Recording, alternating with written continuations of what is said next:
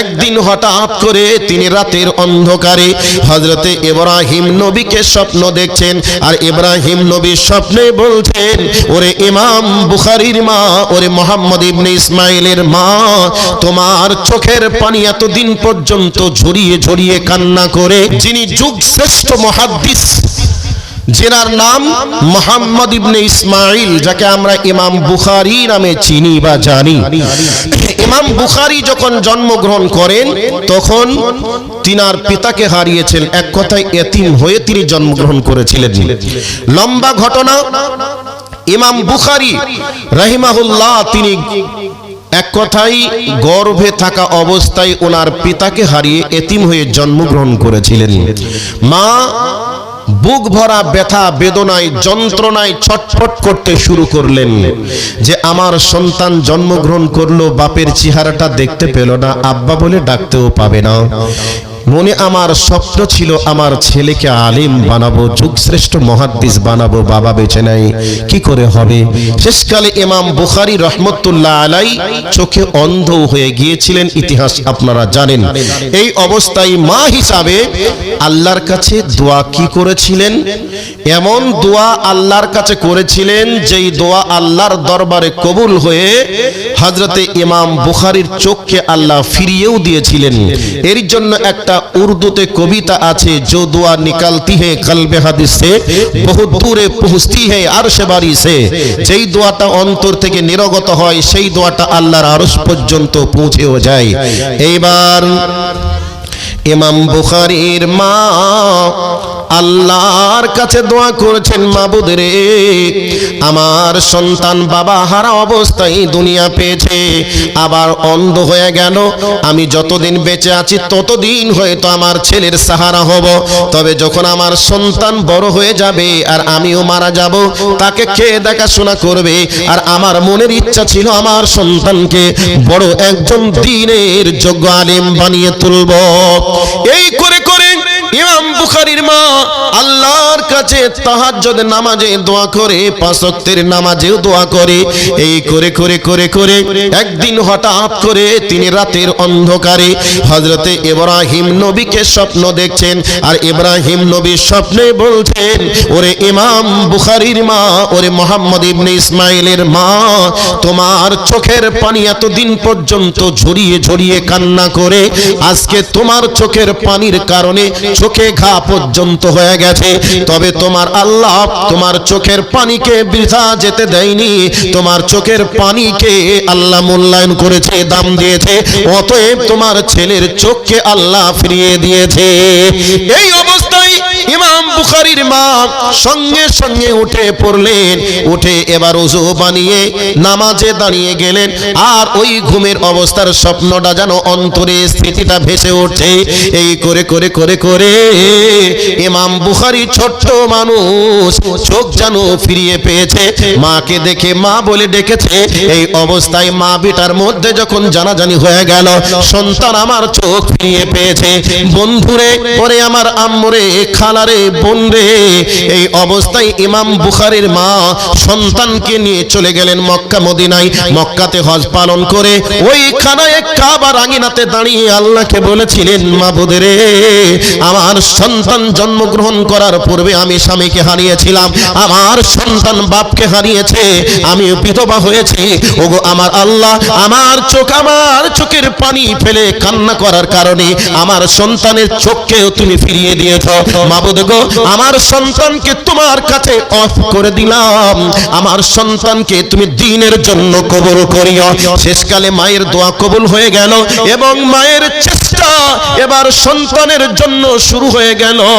সন্তানকে নিয়ে চলে গেলেন মসজিদে নববীতে, সন্তানকে বলে দিলেন, ওরে আমার কলিজার টুকরা নয়নের পুতলি সন্তান, তুমি মসজিদে নববীতে থাকবে, আর এই নববীতে আল্লাহর কোরআন শিখবে, নবীর হাদিস শিখবে, আর আমি মা তোমার জন্য যোগান দেওয়ার জন্য সেই বোখারা শহর থেকে তোমার জন্য খাবার নিয়ে আসবো, তোমার জন্য টাকা পয়সা যেটার প্রয়োজন হবে পৌঁছে দেব। কিন্তু নবীর শহর থেকে তুমি চলে যাবে না, বরং এখান থেকে যুগশ্রেষ্ঠ মুহাদ্দিস তোমাকে তৈরি হতে হবে। ওরে আমার দ্বীনি ভাইয়েরা আমার, ওরে আমার আম্মুরে, খালারে, বোন রে, এইরকম মাদ্রাসায় যদি একটা আলেমা তৈরি হয়ে যায়, একটা হাফেজা তৈরি হয়ে যায়, এই মাদ্রাসা থেকে আলেমা হাফেজা তৈরি হওয়ার পরে তার সন্তানকে আলেম বানানোর জন্য ভূমিকা পালন করতে পারবে, তার সন্তানকে হাফেজ বানানোর জন্য ভূমিকা পালন করতে পারবে। এর জন্য বর্ধমান জেলার একটা মহিলার ভিডিও দেখেছিলাম, 9 বছর বয়সে নিজের মেয়েকে 9 বছর বয়সেই বাড়িতে বসিয়ে বসিয়ে পূর্ণাঙ্গ কোরআনের হাফেজা বানিয়ে তুলেছে। সেই জন্য প্রত্যেকটা নারীদেরকে ইসলামের শিক্ষা নিতে হবে। আল্লাহর নবী বলেছেন তালাবুল ইলমি ফরিজাতুন আলা কুল্লি মুসলিমিন। নবীজি বলছেন প্রত্যেকটা নর এবং নারীর জন্য ইলমে বিদ্যাকে ফরজ করাকে আমি নবী মুহাম্মদ ফরজ করে দিলাম। অতএব আজকে ছেলে আমরা যারা আছি, আমরা রুজি উপার্জনের মাধ্যমে আমরা বাড়ির বাইরে চলে যাই, দেশ বিদেশ চলে যাই, কিন্তু নারীরা তো বাড়িতে থাকে। নারীরা যদি ইচ্ছা করে সন্তানকে একটা যোগশ্রেষ্ঠ মুহাদ্দিস বানিয়ে তুলতেও পারবে, একজন ডাক্তার, মাস্টার, ইঞ্জিনিয়ার, প্রফেসর করে তুলতে পারবে। এর জন্য এই মাদ্রাসার প্রয়োজন।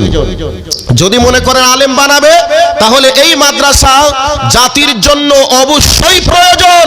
মায়েরা সন্তানকে বাড়িতে রেখে 3, 4, 5 বছর বয়স হতে হতে সেই মায়ের কাছে সেই সন্তান অনেক কিছু শিখে যাবে, কোরআন পড়া শিখে যাবে, কোরআনের হাফেজ তৈরি হয়ে যাবে, মায়ের কাছ থেকে ইসলামিক জ্ঞান পেয়ে যাবে। ছোট্ট করে ইমাম মালিক রহমতুল্লাহ আলাইহি তিনি ছোট্টবেলায় গান করতে, গান বলতে ভালোবাসতেন।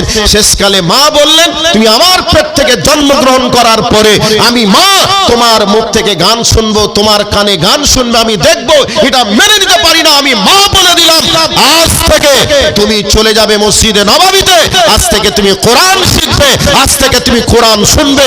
শেষকালে মায়ের চেষ্টায় আজকে যুগশ্রেষ্ঠ মুহাদ্দিস তৈরি হয়ে ইমাম আহমদ ইবনে ইমাম মালিক রহমতুল্লাহ আলাইহি তিনি তৈরি হয়েছেন। সম্মানিত উপস্থিতি, কাজে এই মাদ্রাসা আমাদের প্রয়োজন। তবে এই মাদ্রাসা চালাতে গিয়ে সরকার সাহায্য সহযোগিতা করে না, বরং এই মাদ্রাসার সরকার হলেন আমরাই বা আপনারাই। কাজে এই মাদ্রাসার জন্য আমরা একটু সার্বিক সাহায্য করার জন্য একটু এগিয়ে আসার চেষ্টা করি।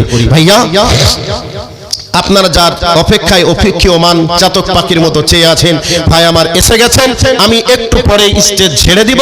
কাজেই আমি এই মাদ্রাসার জন্য বলছি, আলেমা সলিহা সিদ্দিকা হাফেজা তৈরি হওয়ার জন্য আপনাকে আমাকে আগে আসতে হবে। সেই দিকে লক্ষ্য রেখে বেশি কিছু বলবো না। ভাইরা আমার, এখানে যারা বসে আছেন, আমার মায়েরা আমার বসে আছেন, এখানে হয়তোবা হেফজ বিভাগও আছে, তবে হেফজ বিভাগ আছে, একটা করে কোরআনের দাম আপনাদের কাছে চাইবো, মাত্র 500 করে টাকা চাইবো, 500 টাকা। 30 জন 500 করে টাকা দিবেন, আর আল্লাহকে বলবেন, আল্লাহ তোমার মাদ্রাসায় একটা কোরআনের দাম বাজার মূল্যে হয়তোবা 500 টাকা লাগবে, কোরআনের দাম গোটা পৃথিবী বিক্রি করে দিলেও দেওয়া যাবে না, কিন্তু একটা কোরআনের দাম আমি মাদ্রাসায় দিব, যেই কোরআনটা আমার টাকার কোরআন হবে, সেই কোরআনের মাধ্যমে মাদ্রাসার ছাত্রীরা পড়বে, সেখান থেকে আলেমা হবে, হাফিজা হবে। এই দিকে লক্ষ্য রেখে আপনাদের কাছে চাইবো 30 জন ভাই আমার এতগুলো মানুষের মাঝ থেকে আগিয়ে আসুন। আমার মায়েরা আছেন, আমার বোনেরা আছেন, আপনাদেরকে বলবো একটু একটু করে আগিয়ে আসুন, মাত্র 500 করে টাকা চাইবো। একবার নারে তাকবীরের আওয়াজ দিব, আর সিংহের মতো গর্জন দিয়ে 500 করে টাকা দেওয়ার জন্য আগিয়ে আসবেন, আর আল্লাহকে বলবেন, আল্লাহ তোমার দ্বীনের জন্য আজকে 500 টাকা ছিল, আমি দিয়ে দিলাম। ছোট্ট করে একটা ঘটনা বলছি। আজকে বর্তমান সময়ে একজন দার্শনিক বলছেন, হে পৃথিবীবাসী, তোমরা কোরআনটা লিখা দেখছো সাদা কাগজে কলমের কালি দিয়ে, আর আমি দার্শনিক দেখছি এই কোরআনটা লিখা আছে শহীদের রক্তে। শহীদরা যদি রক্ত না দিত, পৃথিবীতে কোরআন নামক কোনো জিনিস আসতো না। অতএব রক্ত দিয়েছে বলে আজকে কোরআন নামক জিনিসটা প্রতিষ্ঠিত হয়েছে। সম্মানিত উপস্থিতি, আপনাদের কাছে রক্ত চাই না, জীবন চাই না, মাত্র 500 করে টাকা চাইবো। আমার মায়েরা আমার অনেকে আছেন শুনলাম, মায়েদের পক্ষ থেকে যদি সম্ভব হয় একটা দুইটা করে কোরআনের দাম 500 করে টাকা আপনারা পাঠিয়ে দিবেন। একজন বেশ কিছু টাকা দিয়েছে, কে কত দিয়েছে আল্লাহ জানি না। তোমার বান্দা বান্দিরা যা দিয়েছে, মহিলাদের পক্ষ থেকে 700 টাকা এসেছে, আল্লাহ তাদের দানকে তুমি সাদের মনজুর করো, মনের আশাকে পূরণ করো, আমিন আল্লাহুম্মা আমিন। ভাইরা একজন উঠুন তো সর্বপ্রথম দেখি।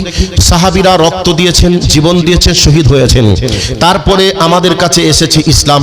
সেই ইসলামের জন্য আমাদেরকে দেখুন জীবন লাগছে না, রক্ত লাগছে না, কিন্তু এই ইসলামকে টিকে রাখার জন্য কোনো অর্থ লাগে। আল্লাহ বলেছেন ইসলামের জন্য কখনো মাল দাও, কখনো জান দাও। তো এখন জান লাগবে না, এখন মাল লাগবে। একজন সর্বপ্রথম একজন সিংহ পুরুষ, সিংহের মতো গর্জন দিয়ে একজন আসুন তো ভাই, 500 টাকা দেওয়ার মতো। তার জন্য আমি মুসাফির হালাতে রয়েছি, প্রাণ খুলে দোয়া করব। নবীজি বলেছেন 3 শ্রেণীর মানুষের দোয়া ডাইরেক্ট কবুল হয়, তার মধ্যে এক শ্রেণী হলো মুসাফির। আমি মুসাফির হিসাবে আপনার জন্য দোয়া করব। আর আল্লাহর নবী বলেছেন যে ব্যক্তি অন্তরে শহীদের তামান্না না নিয়ে মারা যাবে, সেই ব্যক্তি মুনাফিক হিসাবে মারা যাবে। তবে আল্লাহর কাছে দোয়া আপনাদের জন্য করব, আল্লাহ যারা 500 করে টাকা দেবে কোরআনের জন্য, তাদেরকে তুমি শহীদি মৃত্যু দান করিও, সকলে বলি আমিন। একজন আগিয়ে এসেছেন মাওলানা আব্দুল মালিক হাফিজাহুল্লাহ, তিনি এসেছেন, একটা কোরআনের দাম 500 টাকা দিয়েছেন। নারে তাকবীর। তাজাবুল দিয়েছে 1000 টাকা, মাশাআল্লাহ মাশাআল্লাহ, হায়াকাল্লাহ। মারকুব 500 টাকা, আর আমার এই ভাই বরজান ভাই উনি দিয়েছেন 500 টাকা। তাহলে হয়েছে একটা, দুইটা, তিনটা, চারটা, 5টা হয়ে গেছে।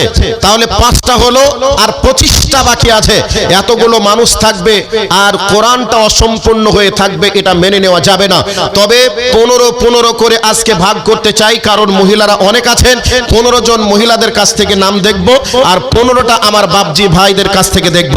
5 নম্বরে এসেছে, 6 নম্বরে কে আছেন? একজন ভাই আমার তাড়াতাড়ি আসুন তো। 6 নম্বর এই যে জালসা কমিটি যারা আছেন একটু দেখা করুন, বেশি করে না হলে একটা কিছু কোরআনের জালসা কমিটির যে সমস্ত ভাই ও বাবাজিরা আছেন আপনারা একটু দেখা করুন। আবুল কালাম, নারে তাকবীর। আবুল কালাম ভাই আবার দিয়েছেন 500 টাকা, মানে 6 নাম্বার হয়ে গেল। মাশাআল্লাহ, জাযাকাল্লাহ খাইরান জাযা ফিদ দুনিয়া ওয়াল আখিরা।